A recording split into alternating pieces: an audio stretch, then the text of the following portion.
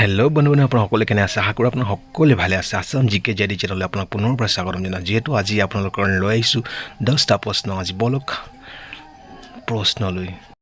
Number 1, অসমৰ প্ৰধান নদী দুখন কি কি? উত্তৰটো হৈছে ব্ৰহ্মপুত্ৰ আৰু বৰাক। নাম্বাৰ 2 হৈছে ব্ৰহ্মপুত্ৰৰ দৈৰ্ঘ্য কিমান? উত্তৰটো হৈছে 2880 কিলোমিটাৰ। নাম্বাৰ 3, বৰাক নদীৰ দৈৰ্ঘ্য কিমান? উত্তৰটো হৈছে 900 কিলোমিটাৰ। নাম্বাৰ 4, বৰাক নদী ক'ৰ পৰা উৎপত্তি হৈছে? উত্তৰটো হৈছে নগা পাহাৰৰ পৰা। নাম্বাৰ 5, ভাৰতৰ ভিতৰত দীৰ্ঘতম পথ ৰেল দলং কোনখন? উত্তৰটো হৈছে বগীবিল দলং। নাম্বাৰ 6, নতুন শৰাইঘাটৰ দলংখন কিমান চনত মুকলি কৰা হয়? উত্তৰটো হৈছে 2017 চনৰ 29 জানুৱাৰীত।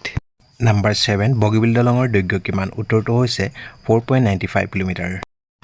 নাম্বাৰ 8, ধলা-শদিয়া দলঙৰ বৰ্তমান নাম কি? উত্তৰটো হৈছে ভূপেন হাজৰিকা সেতু। নাম্বাৰ 9, কাছাৰ জিলাৰ প্ৰধান নদী কি? উত্তৰটো হৈছে বৰাক। নাম্বাৰ 10, অসমত ডিগবৈ শোধনাগাৰ কিমান চনত স্থাপিত হৈছিল? উত্তৰটো হৈছে 1901 চনত।